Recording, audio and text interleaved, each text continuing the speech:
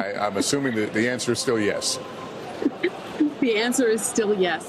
When it comes to rituals, the Catholic Church is really beyond compare. What an amazing sight to behold. And the fact that the whole world is transfixed on this moment just gives such hope, I think, in the world and in the church today in this Jubilee of Hope. It's so hard to wait to see who it is. Is there I hate to keep making the comparisons to politics, but it's really all we have. Is there a honeymoon that a new pope will endure? Thinking back to March 2013, Pope Francis so immediately, as Anne said just a moment ago, in that gesture and in others, signaled that it was a different kind of papacy. It's such a different style. So it remains to be seen what the new Pope will do. But yes, I think at this moment you can see this. There's so much goodwill, and the fact that the cardinals reached a consensus so much quicker than many people thought they would have done. It's really a sign that there is a lot of momentum and a lot of support, and that people are ready to support this new Pope. So I don't think of it so much as a honeymoon as just a good start, a start for a leader who is going to be facing a great number of challenges. But to see the unity right now is really inspiring. What do you expect to see from world leaders in terms of how they engage? We are obviously facing a lot of world issues, war on various fronts. The Pope always seemed as a bit of a moral authority. Would you expect world leaders to begin reaching out almost immediately? Absolutely. I think Pope Francis had such credible moral authority in a world where so few world leaders did have that authority. It's a complex time, globally speaking. Will the new Pope have the global sensibilities to deal with these challenges and to interact with world leaders? Certainly every indication is that is so. So I expect world leaders to be also watching right at this moment too. They'll be as excited as everybody else. Yeah, we're operating a little bit in the dark. Obviously, it's a secret process, but there was so much conversation about this being a group not familiar with each other, a larger group. Did that possibly, in the end, work in the favor of getting down to business and discussing the issues that they could at least agree on mattered most? I think it may well have done that. The cardinals were aware that the world was watching, and they didn't want to project disunity or disorganization. So I think they probably worked very hard to get to know each other. I think it's also true that in our digital age and with the great work of journalists, we actually know a lot about people that we might not have had the access to. So I think they would have been reading up on each other's profiles, as everybody has been doing. And I think in this connected world, it's a lot easier. So maybe we underestimated how well they knew each other. Kathleen Sprouse-Cummings, we appreciate you being along with our coverage here as we look at the huge crowds lining the streets now leading to St. Peter's Square. A remarkable moment. You could call this the main event, or maybe the main event was when the white smoke billowed over Rome. Nonetheless, there is huge anticipation now of the faithful and the curious who are ready to greet and see the new Pope. Let me go back down to Molly Hunter right now, who is in that crowd right now to give us a sense of the building excitement. Hello, Molly. Lester, that's right. They're the faithful. They're the curious. There are Romans who live in this area. Everyone who heard those bells is here. And I actually want to introduce you to a couple from New York. Can you tell me your names again? Nicole. Nicole? Brian. And Brian. You guys were not in the square when it happened. You heard those bells. You saw the notification. What'd you do? We immediately came down here. We knew we wanted to be here for this monumental moment. Yeah. I mean, we were here on chance, and so we had to make it down here. Well, and a lot of people here are tourists, happen to be here, were curious, so they came by. But what does it feel like now that you're in the square with tens of thousands of people? Oh, it's honestly surreal. I've never seen anything like this before. It's just truly amazing. We were here earlier, we did the pilgrimage, but it was black smoke in the morning. But to see the white smoke now, it's amazing. Can you help me describe just the scene that we're seeing? We're seeing different flags flying. We're hearing so many different languages. Have you ever seen anything like this? Can you describe what it feels like to be here? It feels like Times Square on New Year's.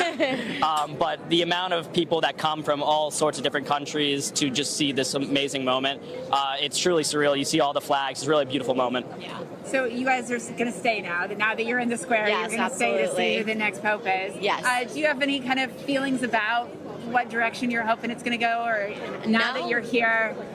I'm just excited to see who it is. I mean, it was a quick conclave, so whatever decision is made, I'm sure it's the best one, and it's going to be exciting to see. Yeah, I'm sure the Cardinals do their due diligence, and I'm sure the next pope will be a great pope. Guys, I really appreciate you Thank talking you. and enjoy this. Thank you. Truly extraordinary moment. Lester, we've actually just lost communication again. I'm going to send it back up to you.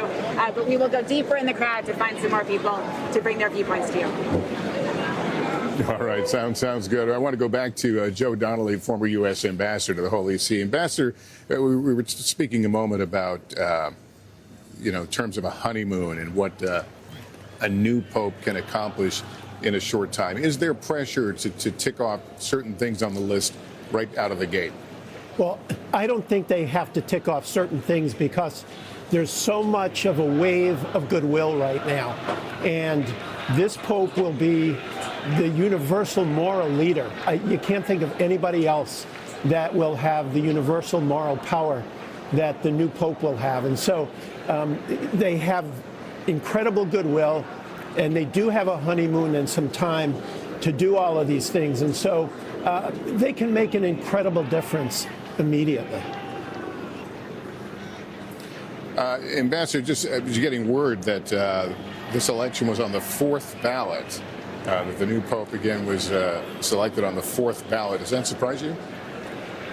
I thought it might be today, and I think that all the new members wanted to make sure that they fulfill their duty. They take it so seriously, and they felt confident in this person.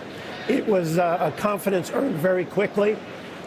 It's going to be amazing to watch, but whoever it is obviously impressed the Cardinals very, very significantly, because I thought it might be the last vote today or tomorrow. So this is a little bit earlier than I thought. Yeah, I want to pick up what you were saying about the moral authority of the church right now and this moment. Is the world more in need than ever of this person and the potential of this person? Lester, it really is. People are looking for hope, are looking for an opportunity to make the world better. I was at the G7 last June in southern Italy, and various world leaders came in, and everybody just kind of politely applauded. Pope Francis walked in, and everybody stood up, and it was clear he was the rock star of the whole event. And so I think that's being transferred to the new pope, that there's a desire from all corners of the planet to hope for success. And I think you'll agree that we can't diminish some of the specific problems that the church itself is facing, the ongoing abuse crisis, a huge deficit, and other issues. How important do you think it was that this will be someone who has administrative skills? It's really important because of the challenges you indicated, the sexual abuse crisis, the management of the Vatican. They have to show moral leadership on these things as well. And when they do, confidence comes back. Confidence, for instance, in the United States and the church comes back when the sexual abuse crisis is handled well, is handled in a better way than it has been. And so, and people are giving this new pope the chance to do that. Ambassador, I'll ask you to stand by. I just want to set the scene for people who may be tuning in. You probably don't need me to say it because the pictures really speak volumes. There is a new pope. We are about to meet him. We are about to learn his name as pontiff, and this crowd will be able to finally find out who is going to lead the Catholic Church from this point going forward. It was an emotional, a magical moment as crowds were in the square when the white smoke appeared. The juxtaposition of ancient times, this process, the secret process inside the Sistine Chapel, at the same time, the chimney being viewed by thousands on the plaza or on the square on a television monitor, a big television monitor, as if it was a sporting event. So the two worlds coming together at this moment. You're hearing the sound of helicopters likely running security over us. And we saw, of course, the smoke and the bells that rang across Rome, signifying a new pope. And we learned just a short time ago he was elected on the fourth ballot. George, what's the significance of that? I'll ask you the same thing to Ann. I think it suggests that a consensus was quickly reached, that whoever got a large vote last night built that vote up over the next 2 or 3 ballots. I do want to touch, Lester, on this question of management.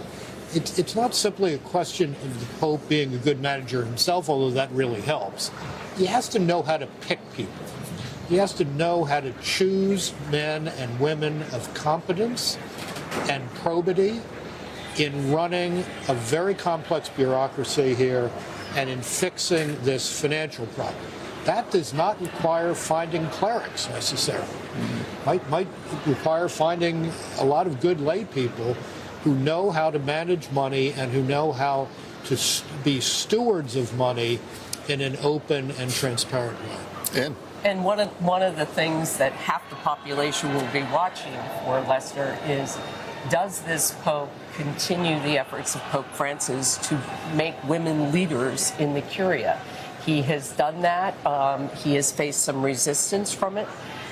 He has also separated the need to be a priest from the ability to lead what they call dicastery, a department in the Vatican. And so I think that's one of the things people will be looking for.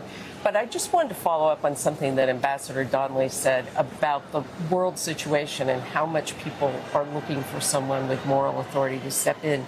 Even when you have that moral authority, it is so difficult to change intractable problems. Pope Francis had a prayer service for the situation in Israel and Palestine.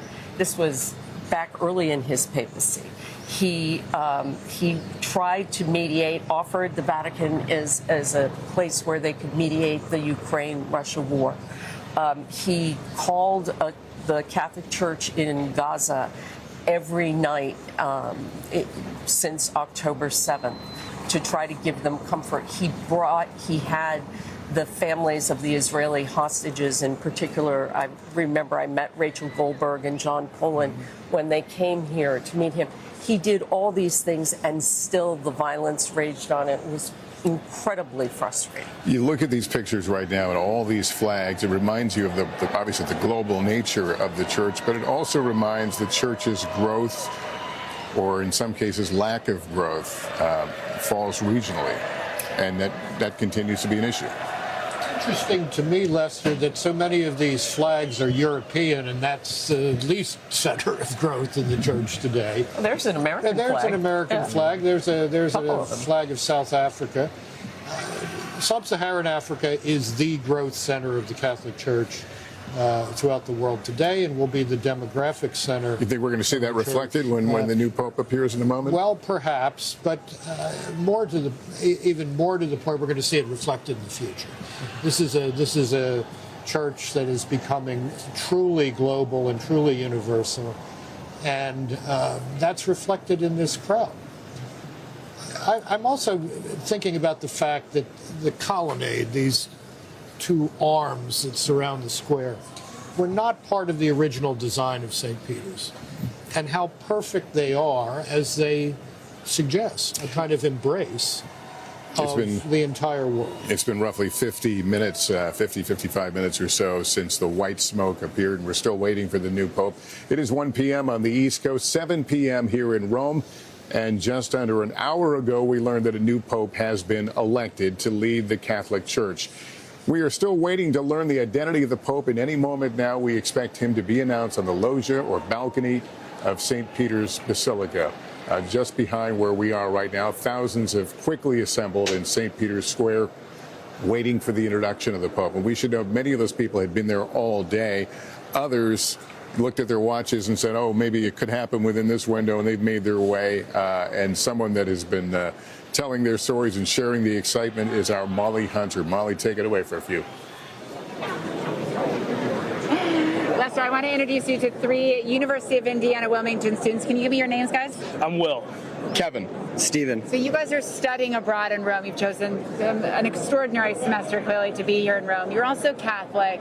You guys were in class when the white smoke came. What happened then? Well, can you walk me through? Well, we got released from class, and the entire street was just packed with people. Usually it's very trafficky, and we were just running through the streets, and other people were doing it as well. I think minutes ago you said you were just sprinting at kind of max speed to get here. Exactly. And everyone else was doing that. They were closing roads, you were saying? Yeah, and we unfortunately missed the white smoke. A little bummed about that, but we're here now, and it's absolutely amazing.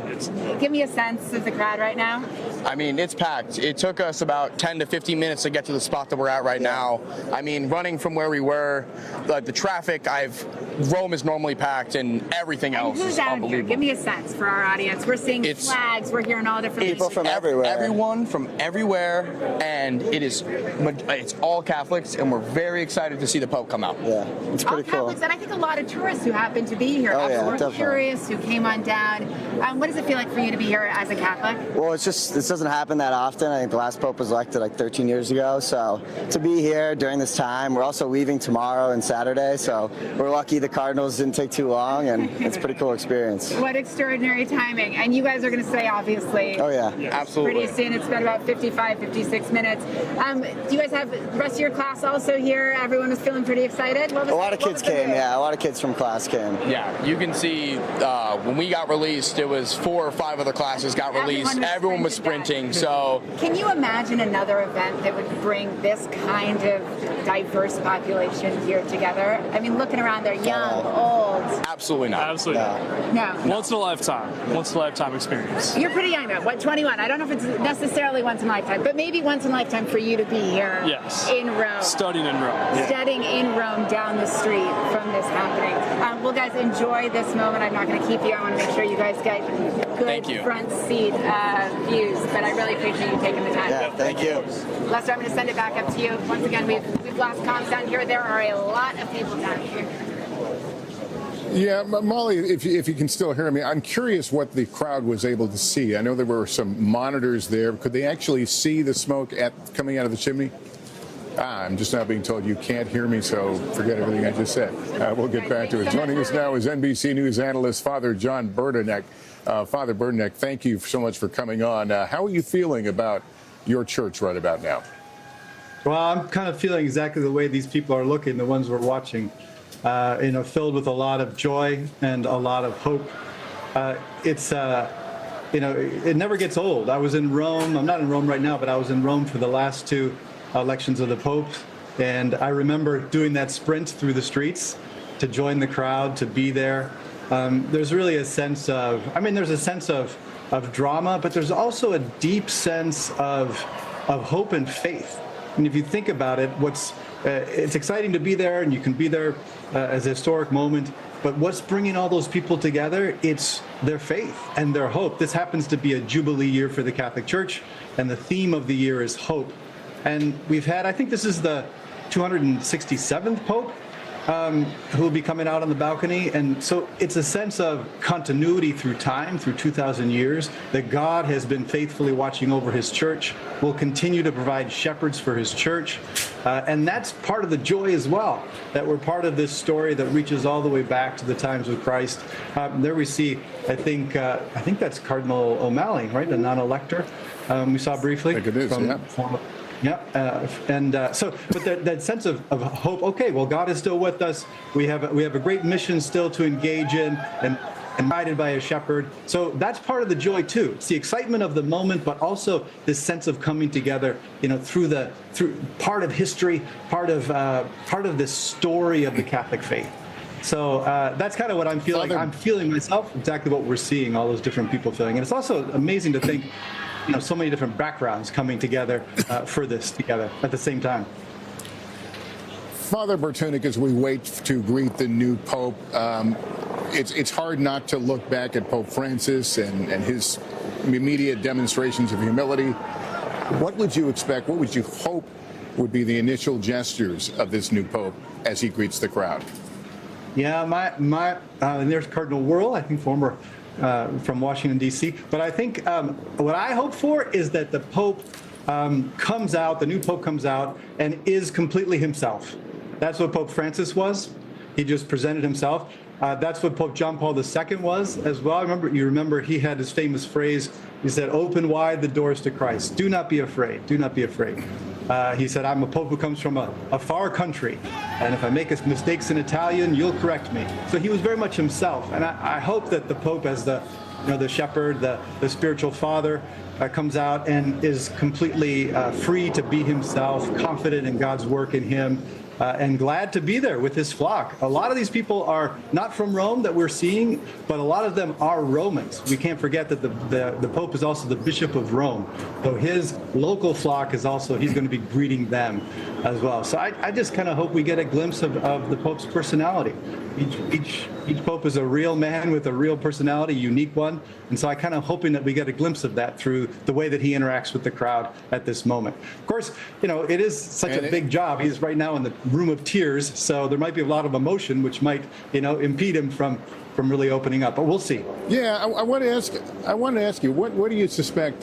Keeping in mind it's been an hour now since the white smoke. What would you expect is happening right now beyond the doors inside the Basilica? Well, I think he could be praying. Pope Francis, on his way to the balcony, stopped in the chapel and just prayed silently. But he could also be kind of discussing or be kind of mingling with the cardinals and allowing them a chance to congratulate him, a chance to embrace, a chance to have a word. There's a lot of cardinals this time, more than any in the history of these conclaves. So it might be taking a little more time as he's interacting with them in the Sistine Chapel after he put on his white cassock in the Room of Tears. So that might be happening as well. Yeah, I'm curious your reaction to the fact that this was decided on the fourth vote. Oh, yeah. I think I was expecting a longer one. We were all talking, well, these cardinals, some of them are so new. They're from such different places around the world, kind of a wider geographical spread than we've ever had before. So it might take them a while to come up with their choice. And obviously that didn't happen. And I was thinking about that. Maybe the unity of the core message that the church needs to communicate going forward after Pope Francis, maybe it was easier for them to come to that. I imagine it was, we have to focus on mission. The world needs the good news of Jesus Christ, and we just have to find creative and compelling ways to spread that news. And there might have been disagreements about what's the best way to do that, depending on what your preferences were or what your experience was. But that core mission might have been so obvious that they were able to come together and choose someone. I also think, even though maybe they didn't spend as much time together as past groups of cardinals had before a conclave, because so many were new and from different places, let's remember, more than half of these cardinals participated during the last 2 years in the Synod of Bishops in Rome, where they spent a lot of time together, working on themes for the church, working with Pope Francis. And then also, I think maybe a factor today in this world where we can follow things digitally so easily, where we have people like yourself are giving us the news so often and so frequently. I think these cardinals, wherever they were, from Mongolia to Madagascar, they were able to follow church affairs. They were able to follow the papacy of Pope Francis. So maybe they came a little more prepared than we all anticipated. And so they were able to come to an agreement or come to a consensus fairly quickly. Father Bartunek, really great to talk to you, and clearly your enthusiasm level matches what we're hearing from the crowds in the square. So thank you for your time and your insight. We appreciate it. We are here now beyond an hour now since the white smoke. The crowds have moved in closer to the Basilica. Everyone want to get a first look at the new Pope when he is introduced to the world.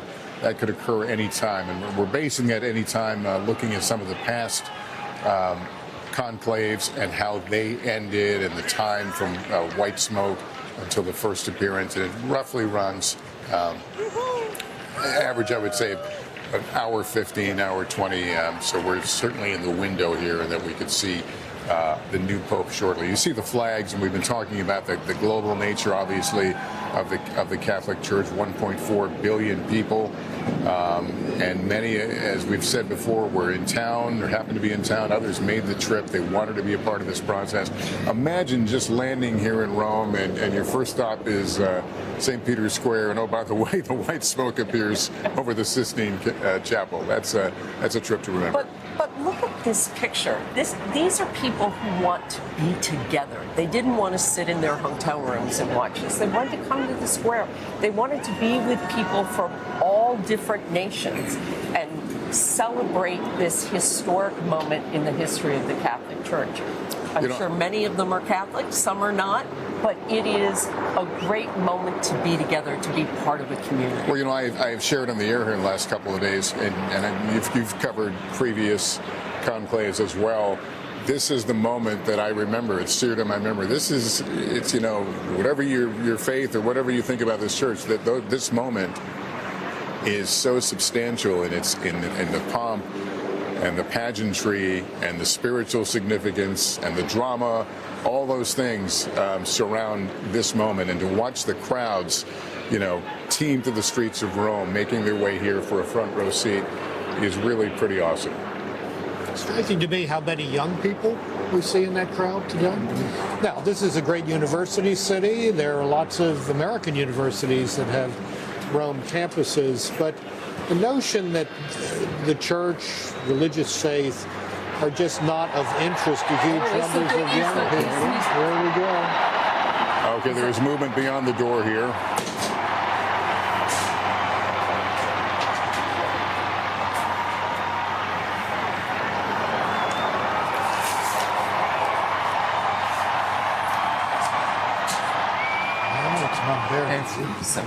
This is not the new Pope you're seeing here. And who are we looking at here? We're looking at the Cardinal Protodeacon Dominic Mamberti, and he will address the crowd in Latin.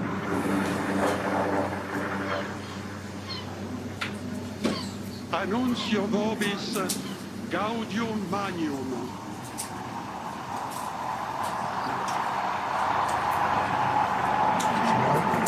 Habemus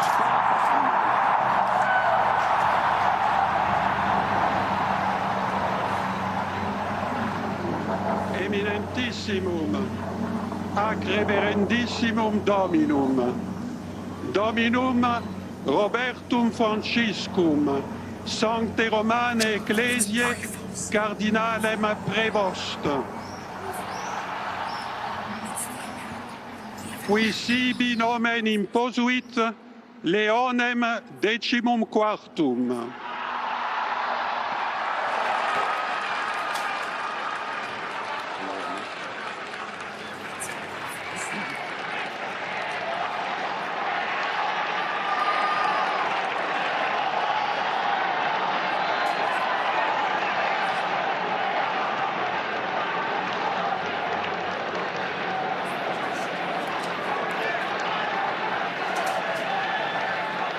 George, are you able to translate and tell us what we just heard? I think we have just heard that the first American has been elected Pope, Cardinal Robert Prevost of the Order of Augustinians. It was impossible to hear what papal name he has taken, so we'll hope we get some clarification from that, on that in a moment.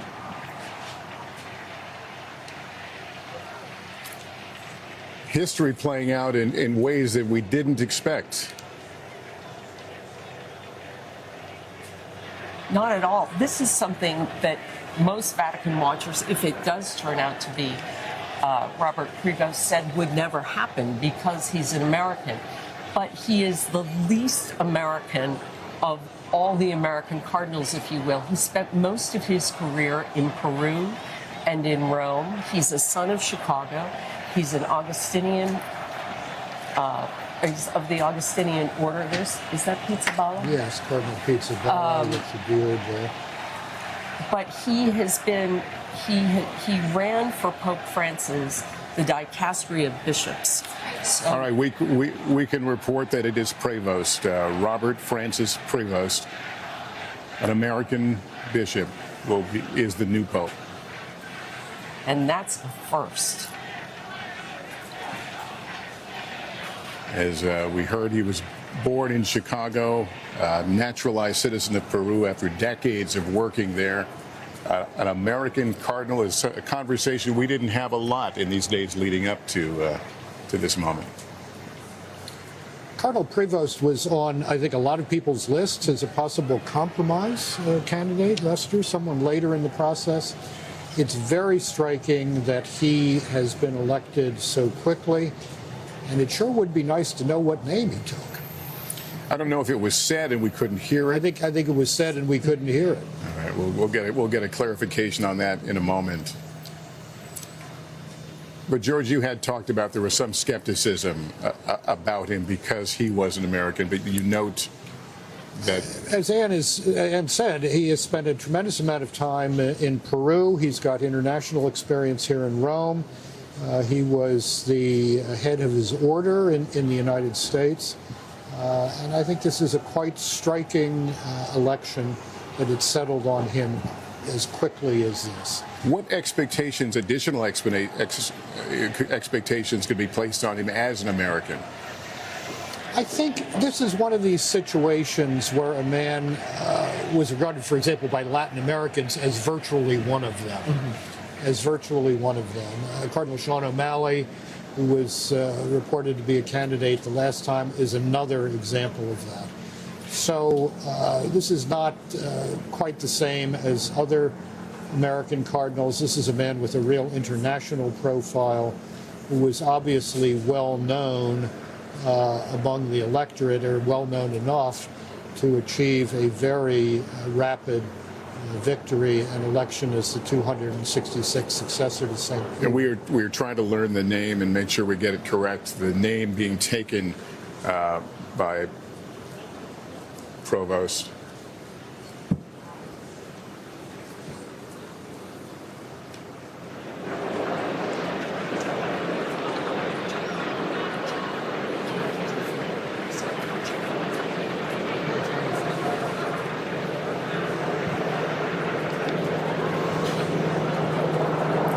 It's not clear to me whether the crowd has heard the name or been able to digest the name, or that's even the significance of this moment.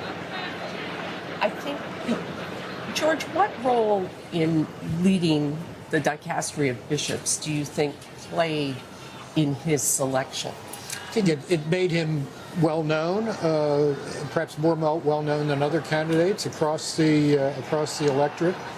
He was known to be a man very much favored by Pope Francis, a kind of favorite son, if you will. But this is a strikingly, surprisingly quick election of someone who, by reason of his place of birth, has just broken the mold again. And you can see the crowd now standing in place where they are, shooting what they can with their phones, looking for the information we certainly need to be able to report on his papal name. And hopefully we will hear him speak here momentarily to address the thousands who are gathered on St. Peter's Square and the millions who are no doubt watching around the world. And can you imagine in Chicago, one of their own is now the leader of the Catholic Church? He's a 69-year-old, so we've talked about age as a big part of the discussion during these votes. George, that would seem to, at that age, it would seem to split the difference. It's right in what we were calling the last couple of weeks, Lester, the age window. One of our colleagues here is telling us that he's taken the name of Leo the 14th. That would be a very interesting choice, in that Pope Leo the 13th was the first pope to address a particular set of letters to the Church in the United States. He was a great supporter of the Church in the United States. And there would be a certain symmetry to a Pope Leo the 14th coming from the United States. Let me bring in Kathleen Sprouse Cummings, who's joining us with some of our coverage here. Professor, thanks for being with us. What can you tell us about Prevost, the significance of his election here? Prevost is a wonderful choice. He is right in the mold of Pope Francis. He believes that bishops should be pastors rather than managers. I'm stunned. I said it was a possibility that there would be an American pope, but I still am having a bit of trouble believing it. It's historic. It's momentous. If it is true that he's taking Leo the 13th was the great pope of Catholic social teaching, and it signals that our next pope will continue in that vein. It's a remarkable moment. I'm stunned. Did you ever see an American pope in these times? I thought Prevost had the best chance of any American candidate ever, and perhaps going forward. I still thought it was unlikely, but if anyone had a chance, it was him. He is born in Chicago. He went to Villanova University. He spent so much time as a bishop in Peru and as superior of the Augustinians, traveling to the 50 countries around the world in which Augustinians ministered. Kathleen Sprouse-Cummings, thank you for being part of our country as we watch the cardinal electors standing there on the balcony. We are waiting to hear from Pope Leo the 14th. That name will be rolling off our tongues here shortly, no doubt, as the world comes to know the new leader of the Catholic Church. They've got to be just raising the roof at Villanova University outside Philadelphia. They are the home to the first American pope. That is just remarkable. And as someone who spent 14 years of his career in Chicago, I can confirm what you said a moment ago, that Chicago is probably off the rails right now. I'm sure they are celebrating. What an incredible moment this is for the nation and for the Catholic Church at large. This has always been something. They never thought an American would become pope because it would give too much power, they thought, to one country. But it could be because Prevost, oh, here he comes. Hold on. Here we go.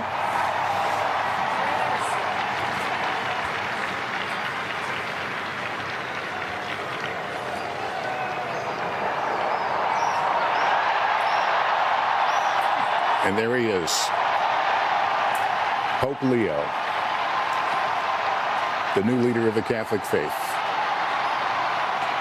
greeting the assembled on St. Peter's Square.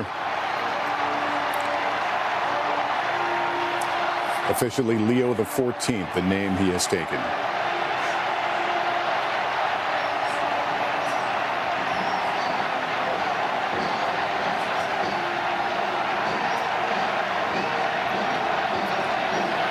Can any of us imagine what it is like to stand in that place right now and looking out on that crowd? The leader of 1.4 billion Catholics. He looks amazingly relaxed, don't you? Yeah, I think it's exactly what I was thinking, and he seems comfortable in the role, which means he's probably been thinking about it over the last 24 hours as the votes mounted up. This is, I look at this and think, last night when we talked about who the names were, he was the last on our list because he was a long shot, because he was an American. And I'm fascinated to know what happened in that conclave, how he rose to the top.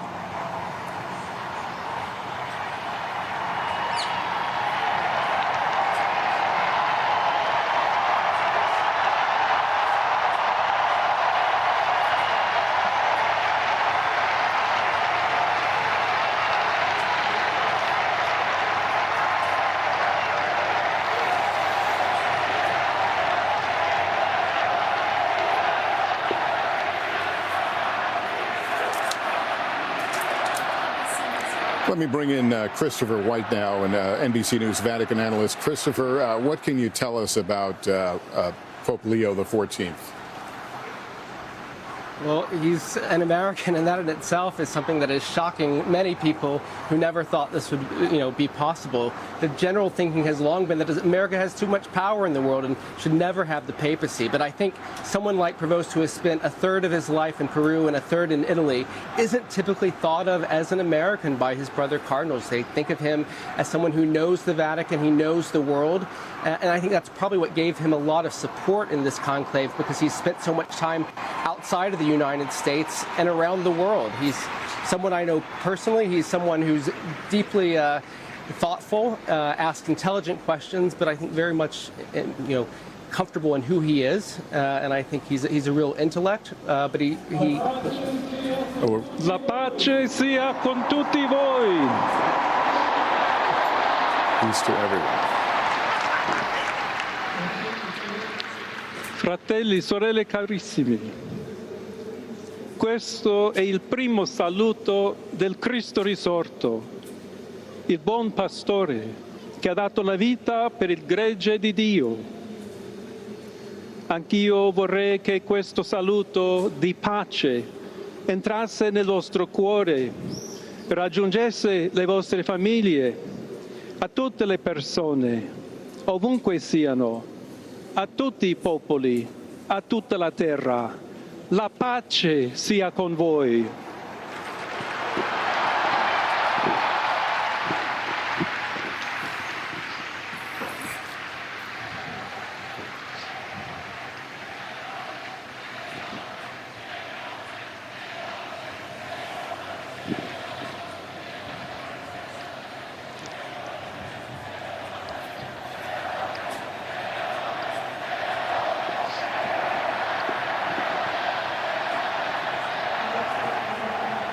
Questa è la pace di Cristo risorto, una pace disarmata e una pace disarmante, umile e perseverante.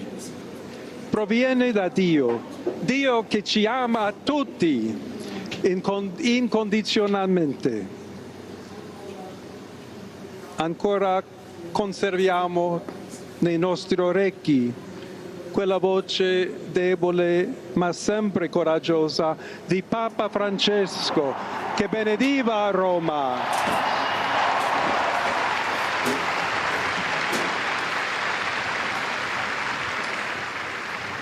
Years hearing his voice. Il Papa che benediva Roma, the Pope who was blessing dava la Rome, sua benedizione al mondo, giving his blessing intero, to the world quella mattina del giorno di Pasqua. on that morning, on that day of Easter Sunday. Consentitemi di dar seguito a quella stessa benedizione. Allow me to continue that same blessing. Dio vi ama tutti. God loves everyone. E il male non prevarrà. Evil will not Siamo prevail. tutti nelle mani We di are all Dio. in the hands of God. Pertanto, senza paura, So without fear, uniti, united, mano nella mano con Dio hand in e hand, tra di noi, with God and among ourselves, andiamo avanti. we go forward. Siamo discepoli di Cristo. We are disciples of Christ. Cristo ci precede. Christ goes before us. Il mondo ha bisogno della sua luce. The world needs his light. L'umanità necessita di Lui come Humanity il ponte needs per him. essere raggiunta da Dio e dal suo amore. But as the bridge between God and his love. Aiutateci anche voi, poi gli uni gli altri, a costruire ponti. May we all Con il build dialogo, bridges con l'incontro, with dialogue and encounter, uniendoci tutti per essere un solo so that we can popolo, all be sempre in pace. one people, all in peace. Grazie a Papa Francesco. Thank you, Pope Francis, for all you've done. We're hearing the first words here of Pope Leo XIV, just elected Pope. Voglio ringraziare anche tutti i confratelli cardinali I'd like to also thank my brother cardinals scelto me who chose per essere me to successore di be the Pietro, successor of di Peter camminare insieme a voi and to come Chiesa walk along unita, with you, cercando sempre la pace, la giustizia, searching all together for cercando peace and sempre justice, lavorare come uomini and working e donne together, fedeli a Gesù men and women Cristo, faithful senza to Christ, paura, without fear, per proclamare to il Vangelo, proclaim the per gospel, essere missionari. to be missionaries.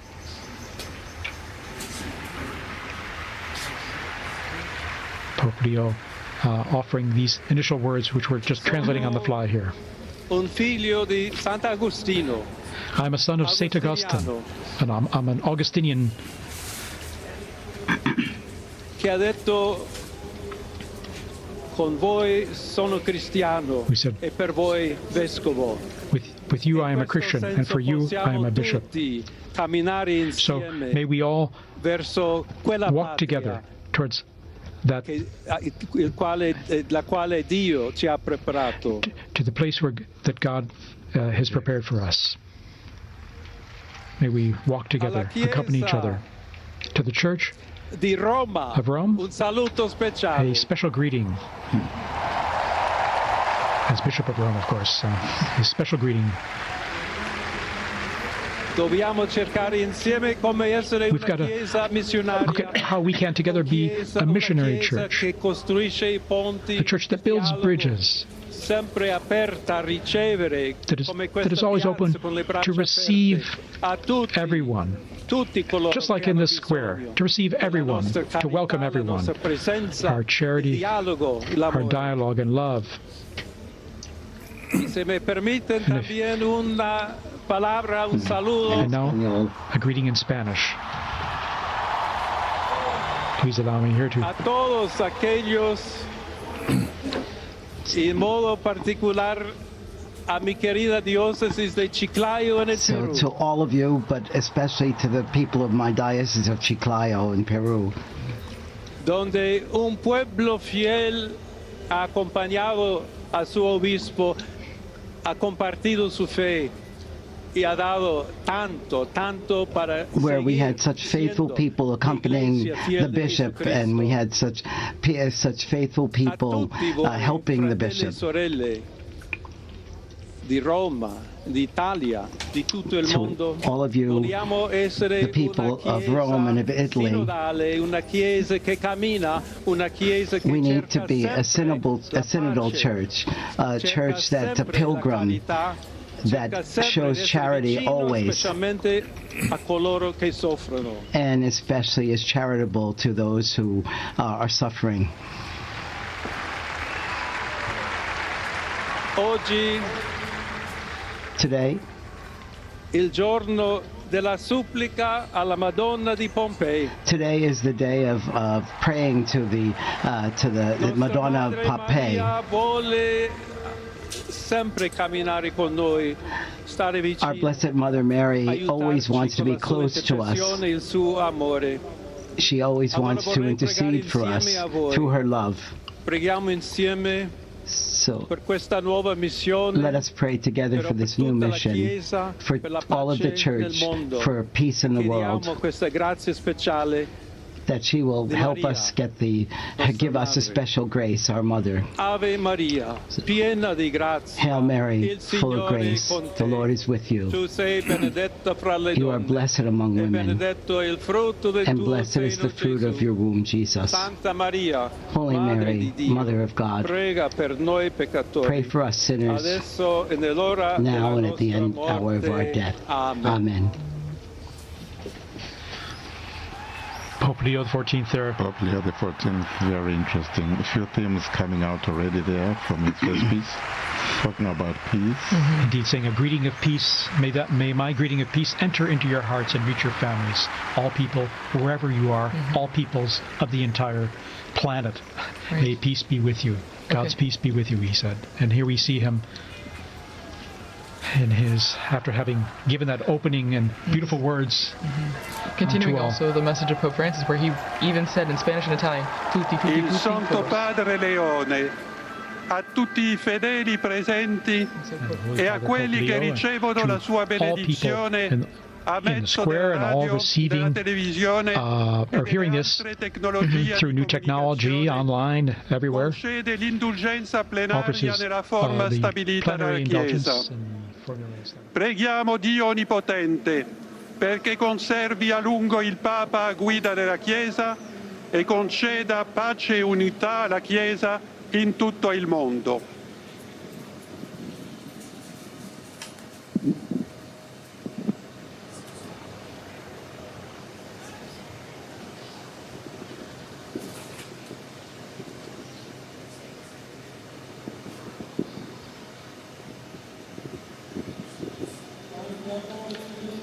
Sancti Apostoli Petrus et Paulus, de quorum potestate et auctoritate confidimus, ipsi intercedat pro nobis ad Dominum. The holy apostles Peter Amen. and Paul.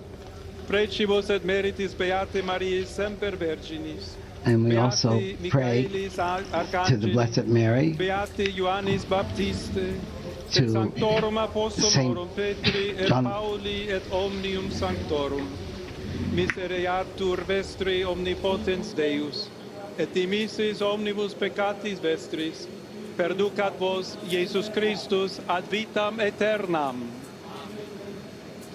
Indulgentiam, absolutionem, et remissionem omnium peccatorum vestrorum, spatium vere et fructuose penitentiae, cor semper penitens, et emendationem vitae, gratiam et consolationem Sancti Spiritus, et finalem perseverantiam in bonis operibus tribuat vobis omnipotens et misericors Dominus.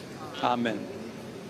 Et benedictio Dei omnipotentis, Patris et Filii et Spiritus Sancti descendat super vos et maniat semper.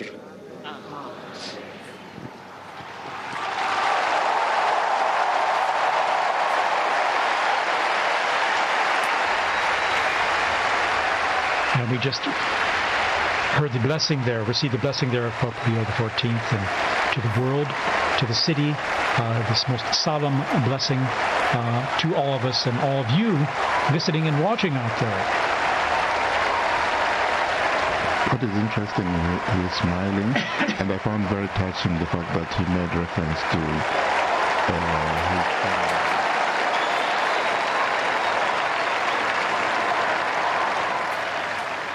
Pope Leo XIV meeting the faithful outside St. Peter's Square, paying homage to his predecessor, Pope Francis, saying God loves everyone. Evil will not prevail. We are all in the hands of God.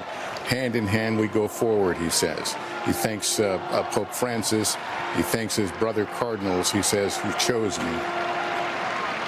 And he talked about the mission, the missionary sense of the church as well. He talked about that the church needs to be a missionary church. He talked about how they welcome all people. He also said that it needs to be a synodal church. That is, these synods that Pope Francis was a big advocate for. And it's hard, it's something that we don't necessarily understand. It's tough in America, but it means listening in its most basic sense, Lester, and he brought people from around the world to talk about the issues in the church. And it was controversial with some. And so just from his remarks, we can see when they talk about a pope of continuity, the missionary aspect, welcoming all, a synodal church.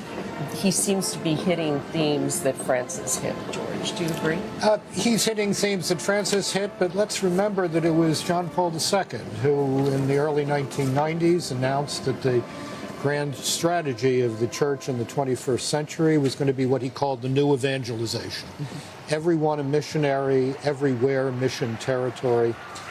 I have to say, Lester and Ann, I was struck by how at home in this role Pope Leo XIV seems in the first hour of his papacy. It is almost as if he had been thinking about this for a while. He seems quite comfortable. He is an American, his roots in Peru, and his roots also in the city of Chicago.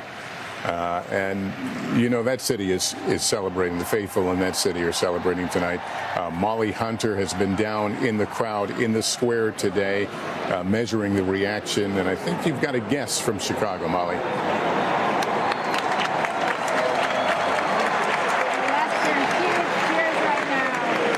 do have a guest from Chicago. I want to introduce you to Mary Fiorto. You work for the Catholic Church for decades. You know, host a podcast. You've been here all week. That was just a really emotional 10 minutes, and I was lucky enough to be standing next to you. Can you just tell me what it means? Oh, I mean, first of all, just as a Catholic, to have a new Holy Father, that's exciting enough. But then to find out that he's a Chicagoan as well, I could not believe it. That was something we were always told could never happen. There could never be an American Pope. But the new Holy Father is from Chicago's South Side. He's an Augustinian, so like Pope Francis is a member of a religious order and not a priest for a diocese or archdiocese. Has been a missionary in Peru most of his life. He left Chicago when he would have been in his teens to join the Augustinians as a missionary. So it's rather extraordinary. I mean, you've been speechless, but your heart has been racing. It has been because, you know, it's such a joy for the church. The Pope is a person of unity. You heard him talk about how we need to be a missionary church that includes everyone, that includes the poor. I'm just so thrilled that now we have this interregnum, as they call it, over. We can move forward as a church. He's a man of great compassion, which is what, of course, you always want. And he loves Jesus very much and wants us all to be serving the poor in Jesus' name. Can you speak about your hometown tonight? What do you think is happening back in Chicago? I think the first question, I know, Lester, you're probably thinking this too, is he a Cubs fan or a Sox fan? My guess is probably a Sox fan because he's from the South Side. But, I mean, no one's going to call Chicago the second city anymore. At least I hope not. We have a Pope, and no other city in America does. So I think people are going to just be taking to the streets, so excited. It's a wonderful day for Chicago, for the United States, but also for the church worldwide. Can you walk me through just how we were standing next to each other when those curtains opened, we turned around. Can you just tell me what was going through your head at that moment? Yes, well, of course, you're also, you know, you're wondering the who, you know, who will it be, but then also what name will he take? And he's taken Leo the 14th, which is, it's a very interesting choice. Again, not one that many people were thinking of, but Leo the 13th wrote the great encyclical Rerum Novarum, so obviously it signifies his love for the poor, and building up what people who work contribute to the world and to the church. The dignity of work, that's going to be something we're going to see him emphasize. Mary, I really appreciate it. Oh, my goodness. What a privilege for me to just be able to be sitting next to you for these last 15 minutes. Yes, how providential. Lester, I'll send it back up to you.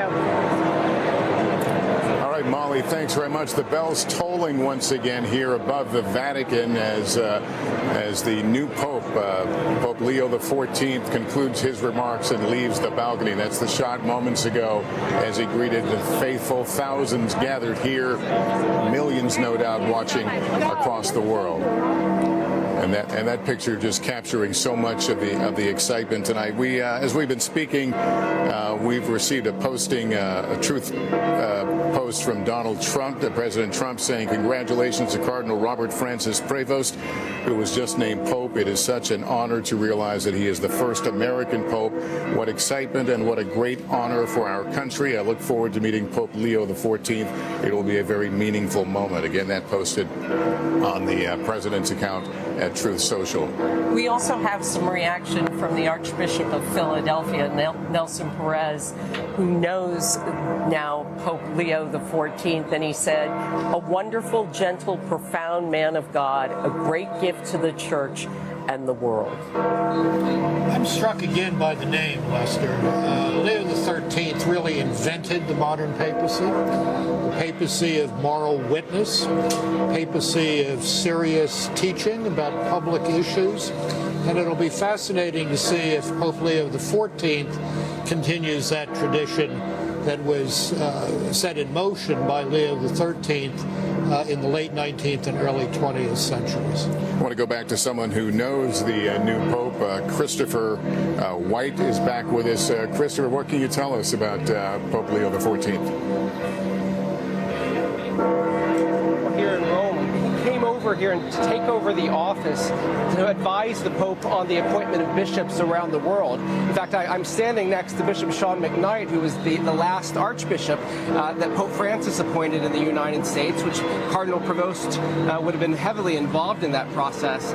And I remember the first time I met him after he arrived in Rome, we were in his office, and he said to me, I wish I could spend more time working on appointing new bishops, but unfortunately I have to deal with a lot of problem cases, which is good because it reminds me that I have to be a pastor first. And I think when we think of the papacy of Pope Francis, he was the world's pastor. And I think just from listening to those remarks that we just heard from Pope Leo XIV, formerly Cardinal Provost, those were certainly the same sentiments he wanted to share. They harken back to Pope John Paul II's Be Not Afraid, but also overtures of Pope Francis of a church that's open to all. And I think those are some of the major themes that we're going to see and hear in this young papacy as we try to figure out what direction he wants to chart for the global Catholic Church. If there was going to be an American pope, is this the model of an individual you would have hoped would be standing there? Yeah, I think it's the only sort of American that would work right now. I think the fact that he spent only a third of his life in the United States really meant that he brings a global perspective to the role. He was a missionary. He is a missionary. That's his formation. So he spent so much time in Peru. I know he did everything he said from being an auto mechanic to being a pastor to being a professor. So he wore a lot of hats, and now he has the top job in the Catholic Church. And I think it's that background, that fairly low-profile background, that probably kept him off of most people's front-runners lists for this job. In addition to the fact that his first passport is an American passport, a U.S. passport. He, of course, is also a Peru passport holder and a Vatican passport holder. But that sort of prejudiced a lot of people against him, I imagine, initially. But a third of his life in the United States, a third of his life in Italy, and a third of his life in Peru, he brings to the office tremendous perspective far beyond Chicago.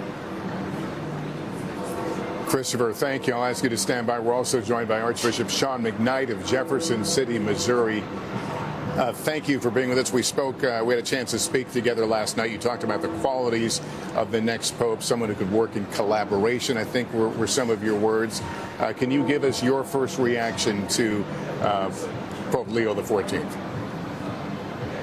I am beaming with joy. I have a heart full of hope, and I just feel deeply honored to have yet another pope from the New World. And I hope our brothers and sisters from South America, Central America, and the rest of North America can join us in this exhilarating moment of having a pope from Chicago. My gosh, I am just thrilled to death. And you, of course, are a product of the Midwest, so I certainly understand that pride. What kind of pressures do you think it brings on him as an American pope? Well, I am very grateful that the Cardinals chose him. You know, they are the most diverse conclave I think we've ever had. And thinking back now, hindsight is 20/20. He's probably the one cardinal many of those new cardinals from the peripheries had some sort of personal relationship with. So thinking about it now, it's not such a big surprise. But yes, we have a lot of obligation and responsibility on our shoulders as the Church of the United States. And now he's bearing that as Pope Leo XIV. His experience, as we said, it transcends just one city or one region. His roots in Peru, being in Chicago. How does that serve him now going forward? The Church, as we've talked about, has some issues with growth in certain parts of the world, whereas in the Americas, it does better. He does have a certain global mindset that's going to be very helpful in his role as the universal pastor of the Roman Catholic Church. I think he is well positioned, well prepared, and as some other commentators have said, he looks already in some ways so comfortable. It's a position and a role that he is familiar with, having worked closely with Pope Francis, and he has got my love and my loyalty and my support. All right, let me bring back Ambassador Joe Donnelly. We appreciate you standing by. Give us your first reaction to Pope Leo XIV. What a moment in American. There's such pride. But the other thing that struck me is you said, if he wasn't an American, he would have been at the top of the lists of almost everybody because of all of the qualities he has. Working in the Curia, being so solid doctrinally. And the world sees him as theirs as well. And the fact that he was the least American of Americans really helped. I can't help thinking, I don't live too far from Chicago, the incredible pride there. And at Villanova, how proud they are of their son who studied in Philly. And it's just an amazing moment for a church. The Catholic Church in the United States has been an immigrant church. That's how it started. And for all of these immigrants to come to this point where the Pope comes from the American Catholic Church is breathtaking. You mentioned that, you know, if not for being an American to be a perfect choice, that attitude, does that translate into some baggage that he's going to be carrying for a while as he tries to chart his own course as Pope? I don't think so. I think people love him for who he is. And wherever he goes in the world, he'll have the full weight of the people of the world behind him.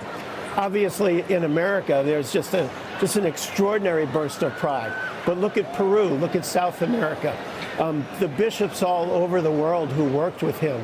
And so I think wherever he goes, he brings the goodwill of the people of the world with him. Could he be a game changer, and does the church need a game changer? Oh, I think he'll be fabulous because he is so smart and so talented, and you can see he has a spine of steel and is willing to speak truth to power. And that's a really critical element. You know, I was thinking, you know, you were suddenly thrust into the world stage as Pope, and you're thinking about what you're going to say when you step out into that balcony. Obviously, his words well chosen.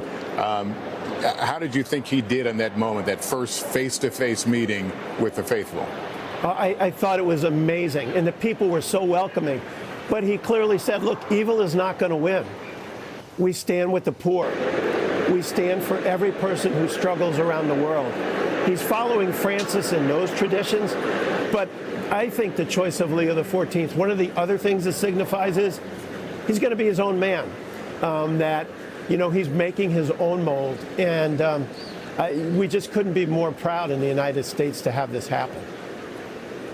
Will he be able to bring together a coalition of folks that will understand some of the issues the church is facing? For example, it's a massive debt. We talked here among us that, you know, it would take more than just a person who has experience, but also a person who could enlist the right people to help. Does he have that kind of connection? Well, I think everybody will be lining up to help him. And he also knows, having worked in the Vatican, where the problems are, and he also knows how to fix them as well. And so he has a head start in that way. And then traveling around the world, I think he has the goodwill of everybody. So he has an opportunity here to stand up and have a clarion voice. As we near the top of the hour, and some thoughts about what we have just witnessed and where this all leads. We have seen the first American Pope, but he did not address the crowd in English. He spoke in Italian and Spanish, and he referred to his diocese in northern Peru, and I understand their website has crashed since he became Pope. But I think that shows the global, international nature of this man, and it's also reflective of the global nature of this church, and it's the second semi-Latin American Pope in a row. And he will have a lot of work to do, Lester, in Latin America. The church in Latin America has not really responded, as I think Pope Francis hoped it would, to that call to a new evangelization. The church in Peru has got a lot of problems with the abuse situation, and he's going to have to be very determined and strong in dealing with that. But I come back to how comfortable he looked in his own now papal skin at that presentation on the central loggia of the Basilica. It's also a great name. I love the name Leo XIV. It's a great run of popes going back to Pope Leo the Great, Leo I, and the continuity with Leo XIII, with his particular care for the church in the United States, is very much on my mind this evening. What is his reputation in the Curia in Rome? George, does he have a reputation as someone who can run an organization? Yeah, he hasn't been here that long, and I think that's the first thing to be said, but he was a leader in his own religious community. Pope Francis obviously had a lot of respect for him. Running the dicastery for bishops is a very, very challenging job. Yes. You're trying to find men capable of leading the church, really in the developed world. The bishops in what we sometimes call the third world are chosen by the dicastery for the propagation of the faith.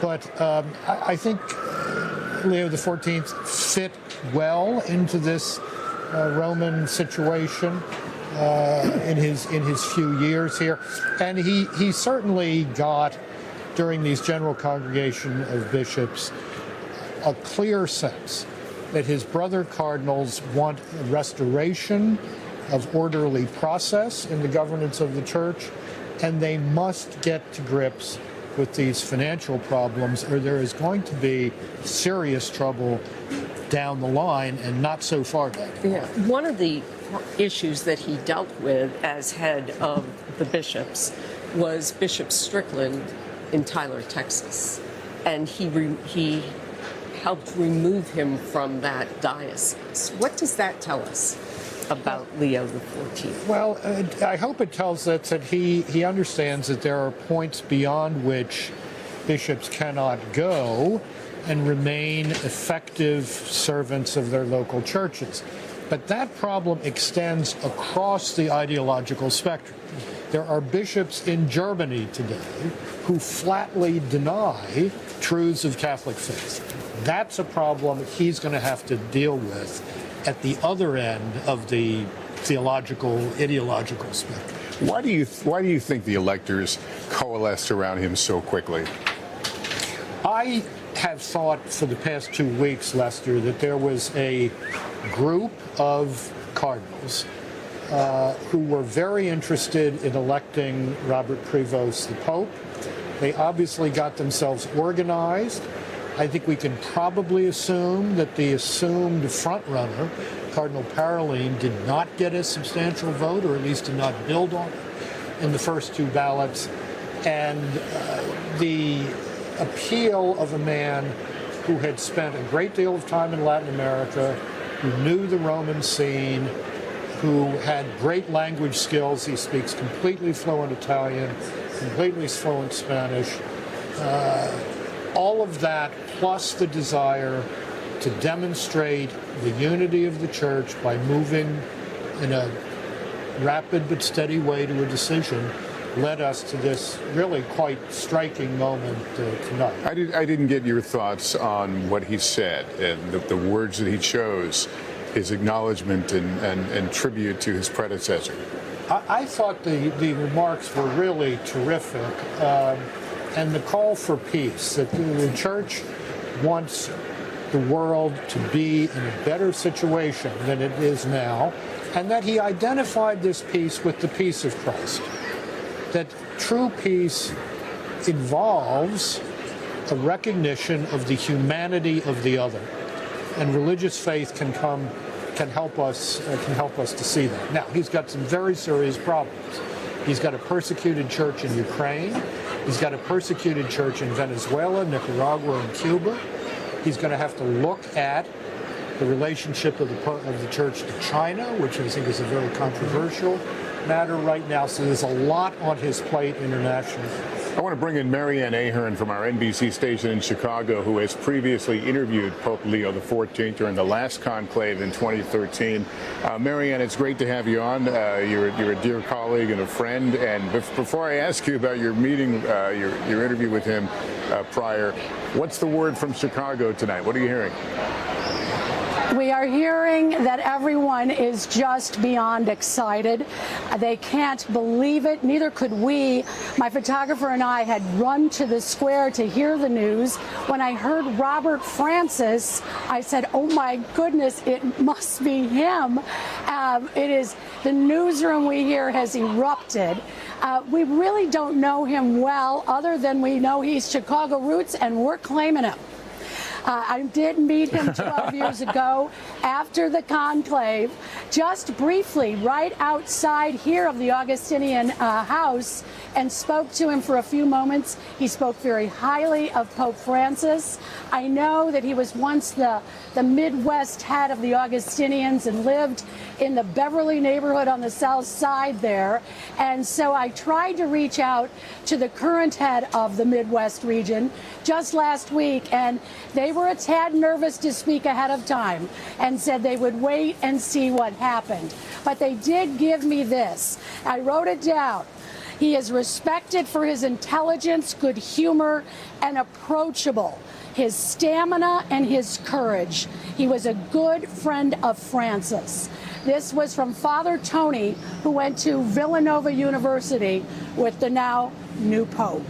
It is just amazing, Lester.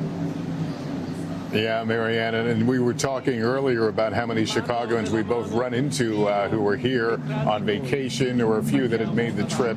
So that excitement certainly extending around the world. Thank you so much for being with us, giving us a sense. And I'm sure we'll be seeing more from Chicago in our coverage as we continue here. But the sun is setting now over Rome on what has been a rather dramatic day. We started off with that first, well, yesterday. The days are lost now with the jet lag, but of course yesterday the black smoke, today the black smoke, and now the white smoke. It's a historic day for the country, a historic day for the Catholic Church, and I never thought I'd live to see an American Pope. I'm kind of in shock. Are you, George? A bit, and I'm also impressed by this tremendous outpouring of faith we've seen here since the death of Pope Francis, his funeral. These crowds here today, Catholic faith is alive and well in the world, and let us hope and pray. I say as a Catholic that Pope Leo XIV builds on that and achieves that idea, that vision of a church of missionary disciples healing a world that really badly needs healing right now. Yeah. Let me bring back NBC News contributor Kathleen Sprose Cummings, who is a professor of American Studies and History at Notre Dame. Professor, we appreciate you staying with us throughout this coverage. Would you call this a shock? I was surprised. I knew it was possible, but still hard to believe, Lester. It's really a historic moment. And I was so moved by Pope Leo XIV's words. God loves everyone is one of the first things that he said. It's remarkable. And with all due respect to Chicago, he went to Villanova from Delaware County, Pennsylvania, where I'm from. So we're claiming him too. Okay, it's going to be like that. Yes. Can you talk a little bit about what could have happened behind those closed doors that elevated him so quickly in what, again, was a rather short conclave? I think we may have lost her. Kathleen, are you able to hear us? Oh, yes. Yes. I'm sorry. What does it mean? Could you Yeah. Can we talk about the meaning of this to the church, not only in the United States, but globally? Yes. Well, globally, there were qualities that they were looking for in the new pope. Someone who had a missionary's heart, someone who had managerial experience, and someone who had a global vision. And very few of the papabile really ticked all those boxes. And Pope Leo XIV did, and that's probably a reason why he was chosen by his brother cardinals. It means that the church, he unites. He's a bridge builder among continents.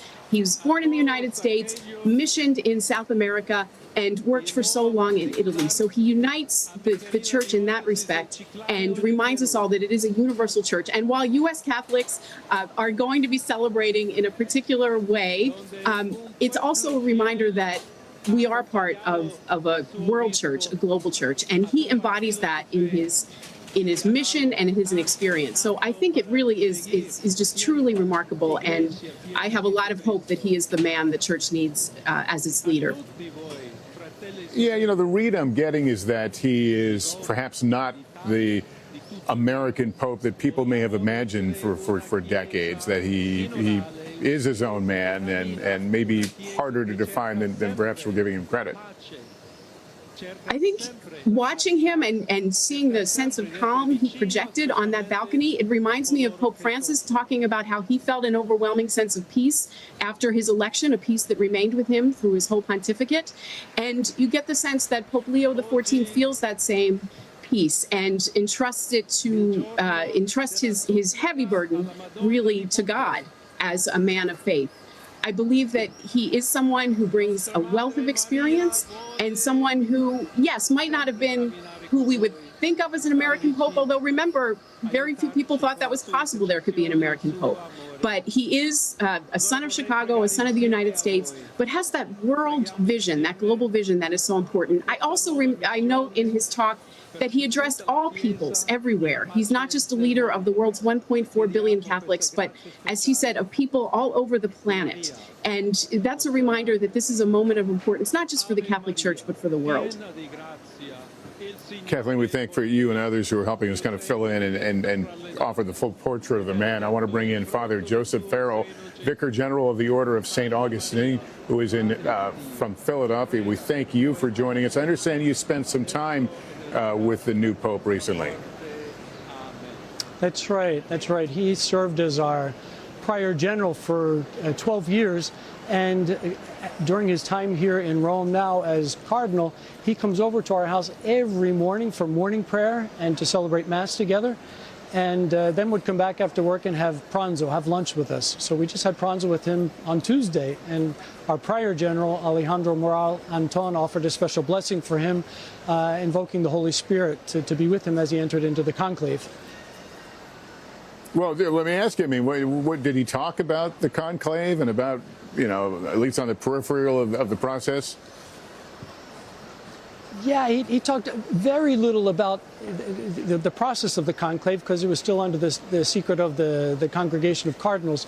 But he did express this enthusiasm of being part of something that's historic in the Church and was very aware of the seriousness of the job that the Cardinals had together as a college, working together to select the next Bishop of Rome, the next Holy Father. Does he have the power or the opportunity to be influential in specifically the American Catholic Church? I believe he does. Yes, I believe he does. One of his great gifts is the gift to listen. And he's very willing to listen, and I think he models that for others. And I think we, as not just even the American Church, but the Universal Church, if we can develop this sense of listening to each other, recognizing, respecting each other, even when we have differences of opinions, I think he'll model that for us as the Pope. And what is he like as a person? And I ask that through the lens of the man we've seen in a few minutes ago speaking. To watch him, is that the same person who will be Pope in terms of how he will handle the Church? I'm sure it is. I'm sure it is. My opinion of him is very high. I respect him fully, and he's a man who's very humble. Never expected this to happen. Was expecting to go back to life as normal after the conclave, and yet sees every role that he has taken. He's taken on as a role of service. And I think he'll continue to do that, recognize that he's been elected to serve. One of the things he said during the talk he gave. And one of the things that we were talking about was the pressure on him as an American. Will he be able to use it to his advantage even outside the Church as we think about his role as a moral authority in a world that's been rocked by multiple wars and other forms of strife? That's right. He will. He'll be a voice to help. Also, we use that phrase, a compass, to help point us into a direction of recognizing the choices we make as humans affect others. They're not always just a personal choice. They affect other people. And I think he'll teach us how to do that by leading us as one of us. He mentioned in his opening talk that he quoted St. Augustine by saying, Augustine says, "For you, I'm your bishop, and with you, I'm a Christian.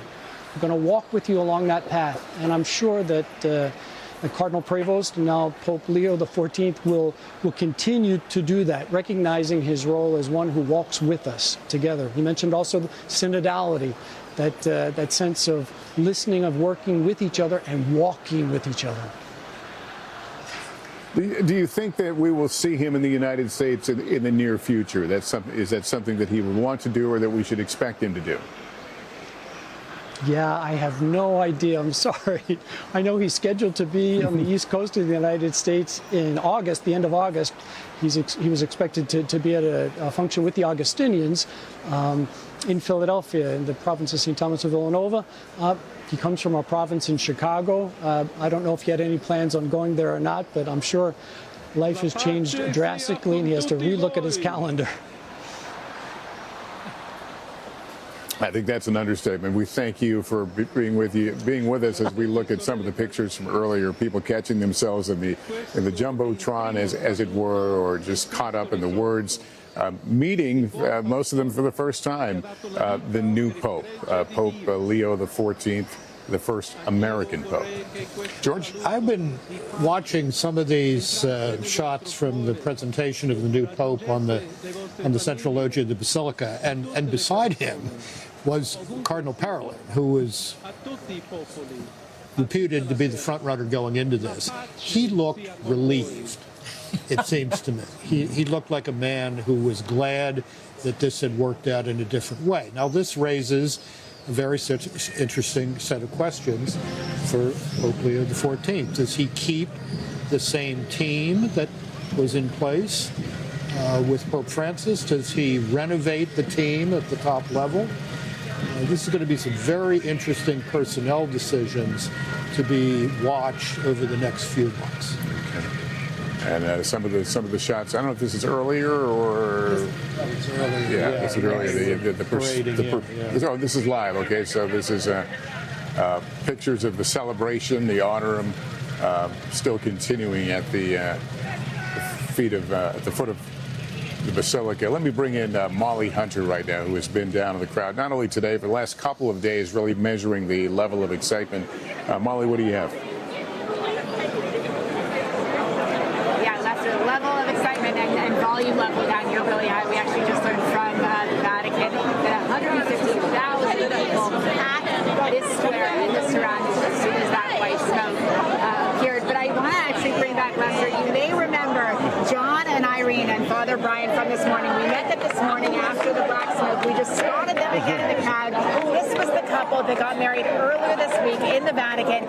You have had an extraordinary week. Yeah. You'll never top this ever. Never. How did today feel, seeing that white smoke, being in the crowd? Overjoyed. Just wonderful. Just totally overjoyed. And an American Pope. Couldn't believe it. Yes. Never expected it. I mean, your feet aren't touching the ground. No. We're just floating. We're floating. Father Brian, did you ever think that you would see this in your lifetime? Never. I just answered a text from a friend of mine, and he said, "You quoted me, there'll never be an American Pope." So I just wrote back and said, I was wrong. One of the greatest things I think about people having faith, and there was something in the movie Conclave where the Cardinal Secretary of State said to the brother cardinals, certainty can be lethal to faith. And when we say there'll never be an American Pope, or there'll never be two popes back to back from different religious congregations, I think we have to realize that the pundits aren't always right, and we cannot be certain. What does it feel like for you, right, Ben, to have an American Pope and from the Midwest? I can't imagine. I cannot imagine what our city, sister city, Chicago, is going through right now. I envy them, but celebrate with them. It's awesome. I mean, Chicago knows how to celebrate. They do indeed. As we know. What does it mean for you, for the, I think, and your I just think it's, again, I think there's a great energy that's going to come from this that the church needs. I think that we're going to see people pay attention. There's also something about the name he chose, Pope Leo. The last one was Pope Leo XIII, of course, and was very instrumental in speaking up for people's rights and workers' rights, that they're paid fairly, treated well. I'm sure he chose that name for a purpose. Well, you guys just can't stop smiling. You can't wipe the smiles off your face. Well, how are you ever going to remember this week? How are you going to tell people about this week? We're just over the moon in joy. It's wonderful. A wedding, a conclave, a new pope, an American pope. No one's going to believe that you tell people about your king. No. Well, guys, I'm glad we spotted you again. I appreciate you coming back to join us on NBC and enjoy this. Lester, I'm just going to have Jonas actually pan the camera if our signal holds, so you can see the celebrations. These aren't even Americans necessarily. There's just so many people so excited to be down here. Again, we think the number was about 150,000 people after that white smoke clearing. That number was All right, you got drowned out there, but I think the folks around you have transmitted certainly what's happening there, what's all about it. Molly, thanks very much. As we said, the sun's setting now across Rome, but the streets, as you can see around the square, still full of people enjoying the moments and things that many didn't expect. As we talked about, Pope Leo XIV was not considered high up on the list of possibilities. But we've also talked about sometimes there are surprises in this process. This was a surprise in several ways, Lester. First of all, while we discussed recently, nationality really doesn't make a difference in choosing a pope in these days. There was always a footnote to that, and that footnote was, except for Americans. So now we have an American who spent a great part of his life in Latin America. Secondly, that this resolved itself so quickly. I have to believe that there was a strong bloc of cardinals entering this conclave who wanted this man to be pope, and that they persuaded others very, very rapidly that that should be the case. Third, I do love the name. I think this is a connection to a great pattern of Catholic history, and particularly Catholic history in the United States. Now, the challenges in front of this man are extraordinary. He is going to have to face the question, does he retain in office men who elected him, but who may be part of the managerial problem or the financial problem? That's a serious question. He's got to explain himself in a more full way, explain his program, if you will, to the world and the church at the inaugural Mass next week. And then he has some immediate problems to deal with, global problems. He knows Latin America. The church is being seriously persecuted in Cuba, Venezuela, and Nicaragua. And there is a feeling that the past pontificate was not vocal enough in addressing that. Mexico today is the most dangerous place in the world to be a Catholic priest because of the attack on priests by the drug cartels. Christians are being slaughtered in Nigeria at a fantastically grim rate. So there are signals to be sent about defending the faithful in the most extreme circumstances around the world. And that's before we get to Ukraine, Russia, the church in China, and the really mega questions like that. Well, if I can continue with that thought and bring back Joe Donnelly, the former U.S. ambassador to Holy See and ambassador, you're hearing part of this conversation here. I am. Can you talk about the geopolitical issues that this new pope may want to insert himself in, and how best to go about that? What struck me, Lester, was how comfortable he looked and how confident he looked, that he knows these challenges are out there. And, you know, under Pope Francis with Cardinal Zuppi, there was an incredible amount of work done on the Ukraine-Russian situation with Cardinal Pizzaballa in Gaza. And so I think he will continue those efforts to try to move the ball and to bring peace in these areas. I expect him to be fully engaged, and the look he has is like, God's on my side. I'm going to do my very best. What did you think about his remarks, and did they hit the right note at the right time? I thought the remarks were terrific, and I've heard that not only President Trump but President Putin has congratulated him, and I think he'll have a runway to try to move the ball on some of these things.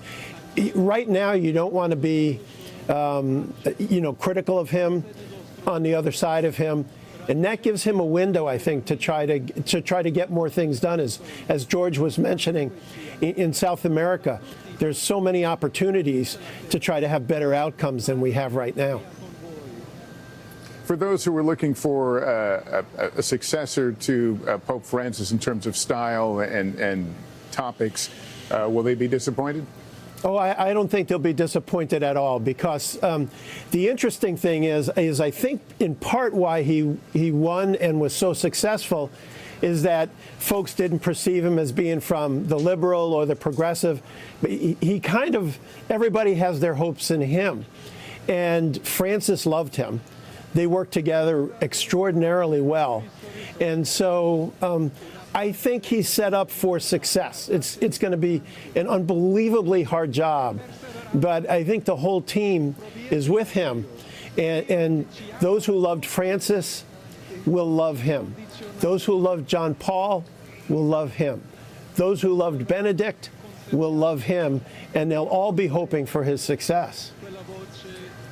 Is he strengthened by the fact that this was a short process, that it was the fourth vote in which he came out on top? Does that give him even more runway as he starts? Well, I think it shows that there's enormous confidence behind him. As George was pointing out, I think a lot of the conclave was actually done before the conclave started, because it's clear, I think, a block of cardinals went in there knowing what they wanted to do. And so he has enormous support behind him.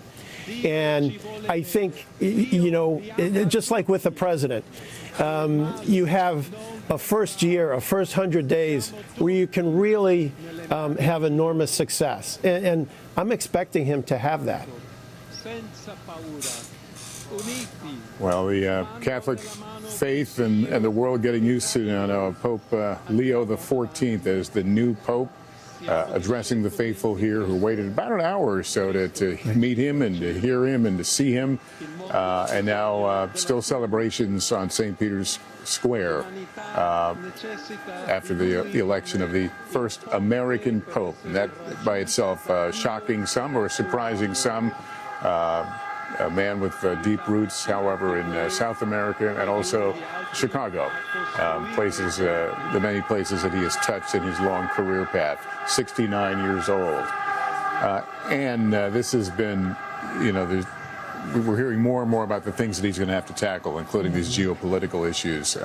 Is that something, and George, feel free to weigh in here, is that something that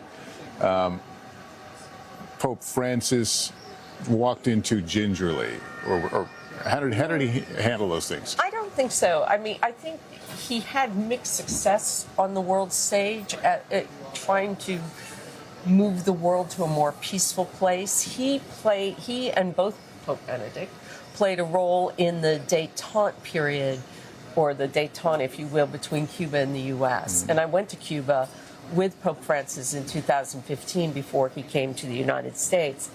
And he was treated there, what struck me in Cuba, he was treated as a politician really more than a leader of the Catholic Church, because what they wanted was a better relationship with the United States. I think it's part of the job description that if you are Pope, you are going to be a world leader. You are the leader of Vatican City. You're going to be a world leader on that stage, and you can't go into it gingerly, I don't think. Yeah, the Pope has no material power, Lester. I mean, he's got the Swiss Guard, but that doesn't get you very far in the world of material power.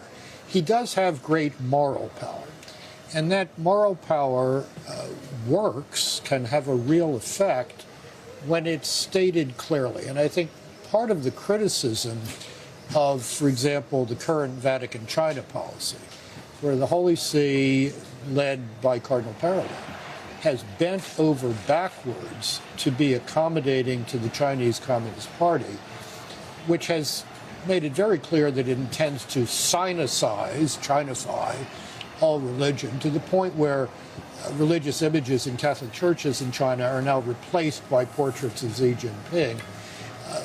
The question of whether the church's voice has been clear enough on that is a very real one and a serious one that Pope Leo XIV is going to have to take on.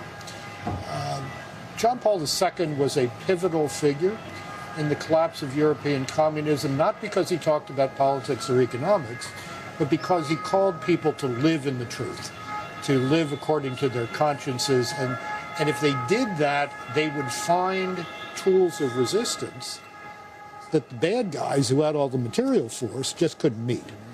That eventually led to the Solidarity movement, among other things, in Poland. So there's a model there, there's a modern model of the Pope igniting revolutions of conscience that I'm sure Pope Leo XIV is aware of and will, I hope, try to deploy. But the first task of the Pope is to be the chief shepherd of the church. And I think at his inaugural homily, I suspect, at his massive inaugurating his pontificate next week, he'll certainly talk about some of these issues, for sure. But he's going to lay out a vision of being a church of missionary disciples, a church in which everyone understands that he or she has a role in offering others friendship with Jesus Christ. That's what the church is for. That's why the church is. And I fully expect Pope Leo XIV to call us to that missionary vocation. Well, this is, there have been so many sights and sounds of this day, the bells, the smoke, but certainly also the smiles. Some of the pictures we've been sneaking up on the page here of just people just beaming from all parts of the world, just expressing themselves in the moment. Molly Hunter has been down there through it all. Molly, you've talked to folks. What has been your favorite moment down there? We're still talking to folks. The joy that you mentioned in those pictures, Lester, and I'm not sure exactly what pictures you're looking at, is so palpable down here, and it's been one of the most welcoming, one of the most exciting atmospheres. Favorite moment?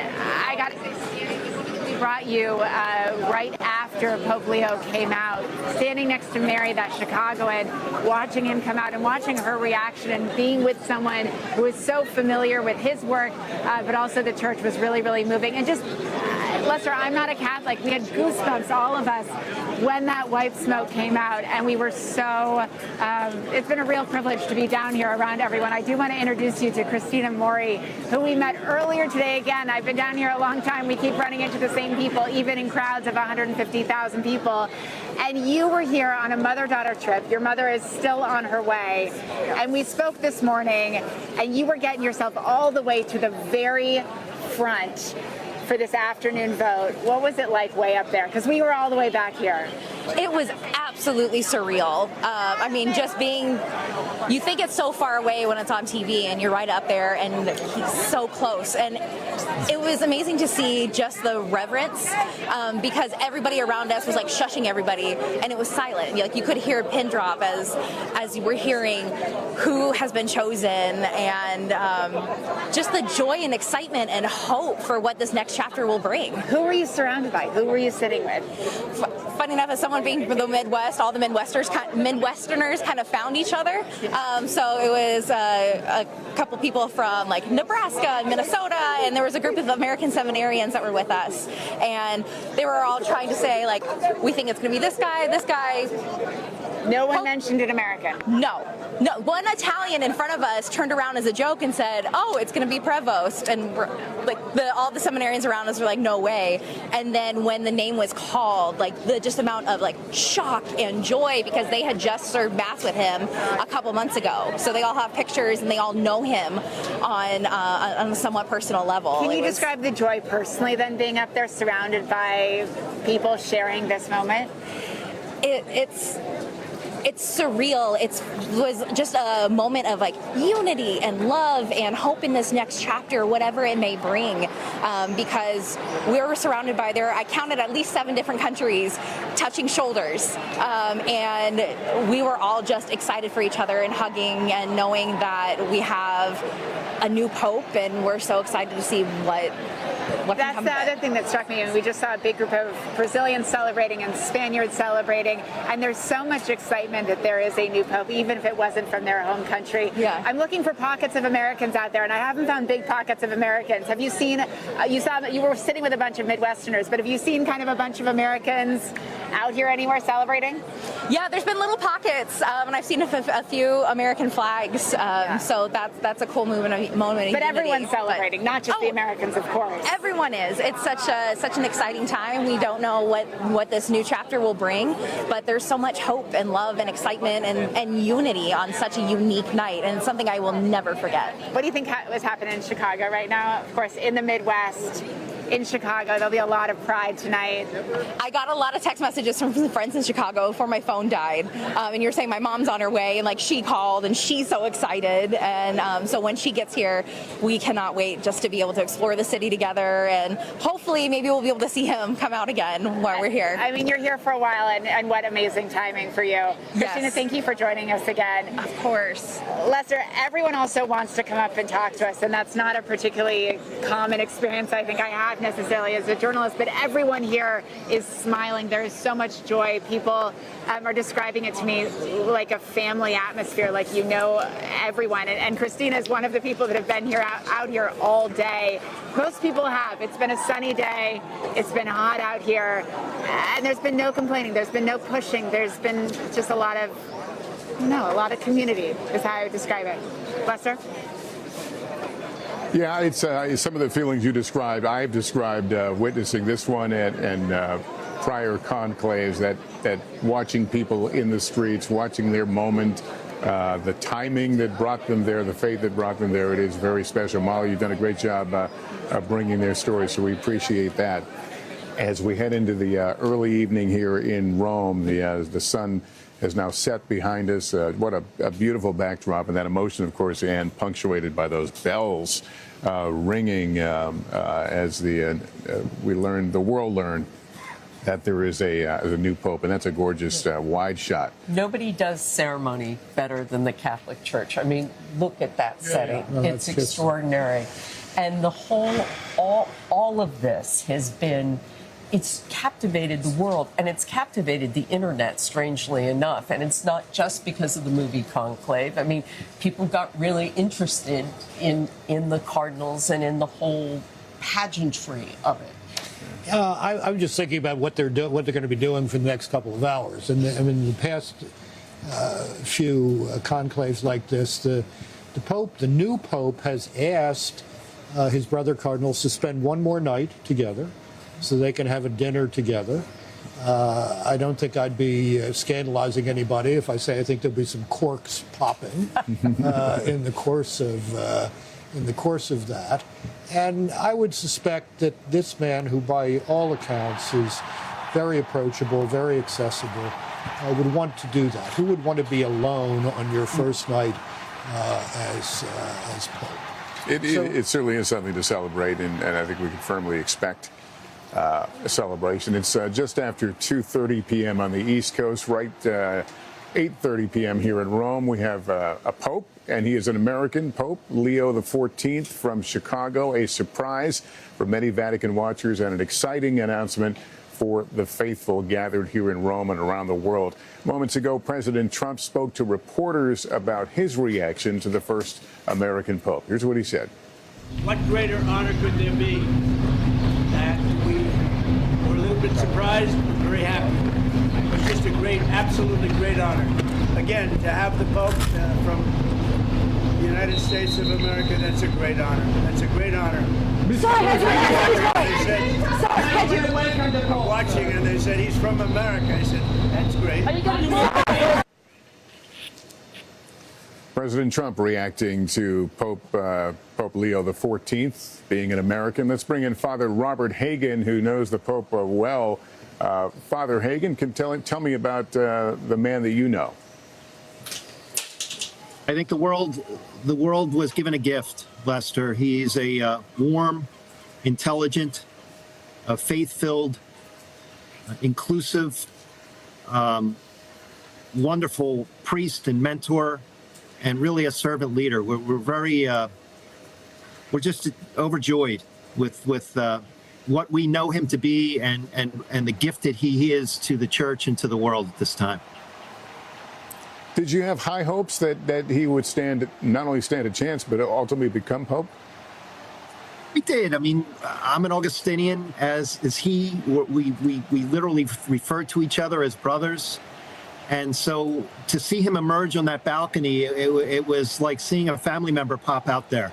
You were just speechless and so proud and humbled at the same time, because he is a humble man. He's incredibly gifted, but, you know, he spent his whole life in service of the church and God's people. He's a missionary. He spent a large part of his life in Peru, helping people who are poor, people on the margins. He's just, someone that has devoted his whole life to building bridges and bringing people together. And so I expect him to continue to do that as our Holy Father. It's been often talked about and continues to be an issue in the Catholic Church, the handling of the church sex abuse scandal. How do you think that he will work through that continuing problem? You know, this is not his, this is an incredible a mantle of leadership, but it's not his first position of leadership. He served as prior provincial, he served as bishop, and he served as cardinal. And so those issues have been on the table for a period of time. And quite frankly, there's no tolerance for that. And there needs to be education and healing and outreach. And so I think a lot of the things that he's been involved in already, he will continue to make sure that are happening during his tenure as the Holy Father, our Pope. What kind of pastor will he be with a flock of 1.4 billion? I think he'll be inclusive. I think he speaks at least 4 languages. I think that he will be welcoming. One of the charisms of the Augustinian order is hospitality. And so for an Augustinian, friendship is of critical value. And so I think people will find him approachable. He has a bit of a twinkle in his eye. He's a good conversationalist. He has a sense of humor. He likes people. He relates well to people. And so I think what we're going to find is someone who is willing to collaborate and to listen. One of the words that we've been using in our church now, and certainly Pope Francis was a promoter of that, was synodality. To listen to the voices of the poor, to listen to the voices of women, to listen to the voices of those who may not always be heard. And so I think you can expect that legacy to continue in Pope Leo XIV. All right, Father, we appreciate you being with us here. I want to bring back, if I can, Archbishop Sean McKnight of Jefferson City, Missouri, also our Vatican analyst, Christopher White. Christopher, let me start with you. What should we remember? What should the takeaway be from this day? Lester, I think one of the major takeaways is what a global church this man represents. He bridges 3 continents. He's someone that may be American-born, Chicago-born and raised, but most of his life he really attributes to being shaped by his time in Peru as a missionary. And I think back over the time that I've gotten to know him in his 2 years here in Rome, and I think of someone that he's easily approachable on the street. He drives a very small car around town, and it's one of those things that I think that sort of approachable character, that disposition, will serve him well in this role. Of course, he's got a flock of 1.4 billion Catholics to serve. And that will not be an easy lift. But I think, as we saw this evening, this is a man very comfortable in who he is. And he seems to have a pretty steely backbone mixed with, a bit of wry humor that will probably serve him quite well in this post. And Bishop McKnight, I should acknowledge you're the Archbishop designate of Kansas City, Kansas, so you've got a new adventure on your hands. And as you view that, and as you view through this larger prism of what's happened today, what are your feelings about the position of the church right now? I feel very optimistic. His background, I don't know him that well personally. He probably knows me more than I know him because of his previous role and involvement with my appointment as the Archbishop of Kansas City. But I think he's very well positioned for effective leadership. That was one thing I mentioned to you last night. What I was looking for in our new Pope is someone who can lead us at this time, one who would be open to transparency and accountability. I think his background, his language skills, his diverse experience, the fact that he's a religious and also from the United States, he's got a lot to draw from. And I am looking forward to meeting him for the first time at the end of June when all the world's new archbishops get to celebrate Mass with him. When you talk about accountability, what specifically are you thinking of? We've got two crises that have been going on in the church, and they still need to be tended to, both the abuse of power as well as the financial scandals that are affecting our church. And we got to address those problems directly and head on. And Christopher, let me bring you into that as well. Where does that stand right now? We keep hearing about it as an issue in the church, but it's hard to get a reading on where this is right now and what pressures necessarily that Pope Francis brought to deal with it. Yeah, it's no secret that the Vatican's finances are a complete mess. It faces a woefully underfunded pension system, which is a real challenge that the new Pope is going to have to face. Francis was trying to tackle it, particularly in his last months of life, setting up a new commission to help fundraise for the church. But it's certainly an ongoing task and unfinished business. On abuse, Francis really succeeded in changing the law. There's tougher laws on the books than ever before. But if you talk to any victim survivor, one of the challenges that they often face is trying to know what's going on with their cases as it works its way through the often murky judicial process here. And I think any new pope would be wise to prioritize that issue so that victim survivors can not just feel as if they're being heard, but that their cases are being properly adjudicated. So those are some internal issues that the Pope is going to have to face. And of course, there's the whole external factor as well. I mean, there are wars raging in the world. Christians are being persecuted. The issue of migration, climate change. So a Pope is asked to balance a tremendous plate of responsibilities. Former Cardinal Provost, now Pope Leo XIV, is someone who seems to be a real man of government. I was looking back just now over some of my notes that I took after our first meeting, and I was amazed at the number of questions he asked me about the U.S. church because he'd been away from it so long.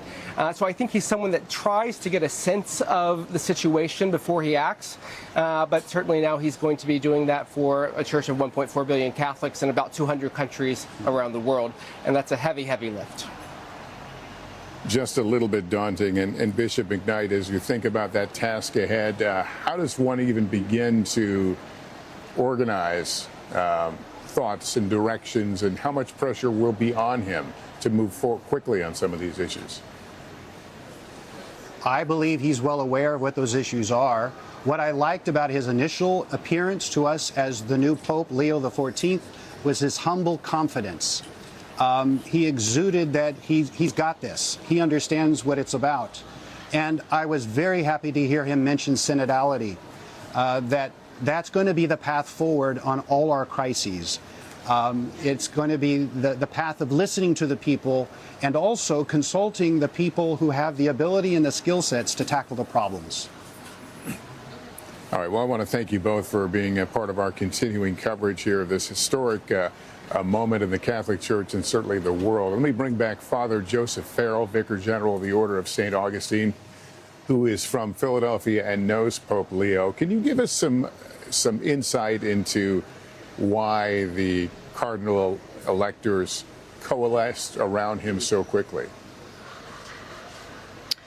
Yeah, not being there, I don't know for sure, but I would imagine that his personality is one that it's immediately an attractive asset that he has. and he has a real global experience. He would know many of the cardinals who were there electing him from his work that he did as the Augustinian Prior General, work that he has served as a bishop in Latin America, especially in Peru. He worked on many international commissions in Latin America. So some of the cardinals would have already known him and would have realized that he's a good choice. Can you give us a little insight into what an Augustinian is? Sure. So the Augustinian order, the Order of St. Augustine, is based on the theology, the spirituality, the life of St. Augustine of Hippo. So St. Augustine was a North African bishop. What's now currently Algeria is where he served in the Diocese of Hippo. And he was in the 4th and 5th century. The Augustinians themselves were formed as an order in the 13th century. So 800 years after Augustine lived, people were still recognizing the importance that this African bishop had for theology in the church and in the world. So the Augustinians follow that rule that Augustine had established. That rule was especially concentrated on community life, of friars and sisters living together in community, depending on each other, being responsible to each other, at times correcting one another, and living that community life so that we can then go off and respond to the needs of the church. But what's core is living with one mind and one heart. Yeah, and how does that inform us about then what kind of pastor, what kind of teacher, what kind of pope he will be? I believe that as pastor, as teacher, as pope, as preacher, he recognizes intelligently that the mind and heart have to always be in conversation with each other. That one does not think just rationally, nor does one think just from their heart, but have that conversation constantly going on between mind and heart. And I believe he'll bring that to his papacy.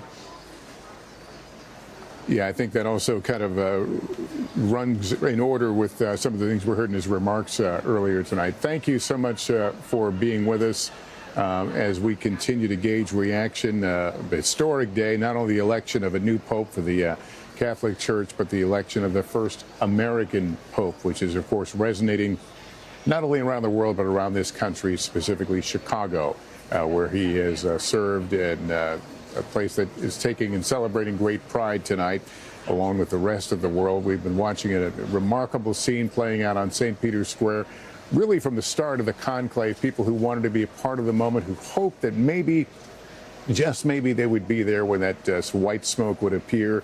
And for many, that paid off. Their persistence, their placing themselves to witness and to be a part of the moment. That's what it looked like. And there's a little backstory I'll tell you about these seagulls that we see in the background. Prior to that, the crowd erupted in applause, and we weren't quite sure what it was. It was a seagull chick that was struggling its way to get to mom, and people could see it on the big screen, and that we all got ready for white smoke at that moment, but it was a seagull. I think you can see it in that picture. You could see. So anyway, we share that story because it was one of the very special moments tonight, this afternoon, on top of the Sistine Chapel as we waited for that white smoke, the signal that the Catholic Church has a new pope. I want to bring Anne and George back into the conversation. You've heard some of what we've been talking about and some of the many issues. You think in a position like that, you're going to land on day one and everyone's going to want a piece of you. And you're shaking your head, yeah. Yeah. Comes with the job. Please, Annie, go ahead. No, you were asking Father Farrell about what his spirit is, where it comes from, and he quoted St. Augustine here, and he says, "With you I am a Christian, for you I am a bishop." And I think that gets to the servant leader that I think he expressed tonight that we could expect, continuing what we saw with Pope Francis, reaching out to people, being a missionary. And I think that's for the first moments of his papacy. That's what I took, George. If I remember the rest of that really wonderful quote from St. Augustine, it's With you, I'm a Christian. For you, I am a bishop. The first is a consolation. The second is a danger. The second is a burden. And I cannot imagine what Pope Leo XIV will be thinking as he goes to bed tonight. The Pope is not an autocrat. The Pope is the servant of a tradition. It goes back 2,000 years. He's not the master of the tradition.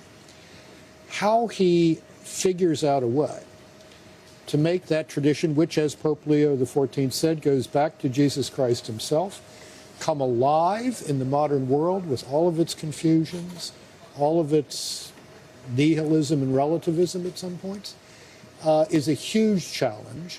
And he has to be a man of prayer in order to meet that. Now, when Bishop Prevost became Cardinal Prevost several years ago, I called a former Augustinian colleague of his and said, what kind of a man is this? And the first thing he said was, he's a man of prayer. And you heard one of the fathers tonight say that even in his role in Rome, he would come over here where we are right now on top of the Augustinian house and pray the morning office with them, celebrate Mass with them. That has to be for any pope, the center of his life and his energy. I often said about John Paul II that the best hour of his day was the hour between 6:30 and 7:30 in the morning when he was praying by himself in the chapel of the papal apartment. Everything flowed from that, and one has to hope for Pope Leo XIV that he can be in that kind of active conversation, that pipeline with the Lord, if you will, as he faces some very tough decisions. Yeah, and I think the other thing I think that quote from St. Augustine demonstrates is this is going to be a man who's going to accompany people. He spoke about that today. He wants to build bridges. He wants to help people. That's what he's done in Peru. That's what he has done here in Rome. And I think we will see that going forward. All right. I want to go back out to St. Peter's Square, where we saw the huge crowds today. People waiting for the smoke, and then after the smoke, waiting to meet the new Pope. Molly has been down there, and let's check back with her one more time. It still looks like a pretty busy place. Yeah, Lester, the crowds have definitely thinned a little bit, but people are still milling about it, and people are still smiling and celebrating and kind of saying hello to strangers, and it's this really friendly atmosphere. I'm joined by Jess, remind me your name again? Lex and Chastity, excuse me. You guys were are friends. You guys had already planned this trip to Rome, and then you wound up here today. You've been out here all day. Can you describe what it was like for you? It was remarkable, truly. I'm still, I think, in shock and almost rendered speechless, which is really weird for me. The fact that we get to be here is so special, and I'm just so grateful. And you guys are practicing Christians. You're a Catholic. What does it mean for you to be around not only a lot of Catholics, but also people from all over the world? I mean, like Jess said, I'm just at a loss for words. It's just so powerful. You could just feel like the love and the spirituality. Like, it's the holiest of times to be in Rome and during a jubilee and the conclave to experience the white smoke. Like today, we were texting our families being like, I might be there when they pick the Pope, and then no, it's just to be blessed by him and to have it be the first American Pope, just to be a part of a historic moment. It's just incredible. Overwhelming. Yeah, overwhelming, and just blessed to be here. When you saw that white smoke, what was going through your head? We were crying, we were hugging, we were jumping, we were just like rejoicing, and it's just a feeling like, I don't know, we just looked at each other and We totally expected it to be black. Yeah. I was hoping. We just all day today, we're like, everything was trying to not get us here, the flights, everything that was going on, and we're like, we're going. We're like, no, we're going. But what if they do that? What if they pick the Pope today? What if we're there? and you will always have this. Yes. Chastity, what did it feel like for you? I don't want to cry again. It's okay. It was very overwhelming. Just the love, you can feel it. You can feel it from everyone.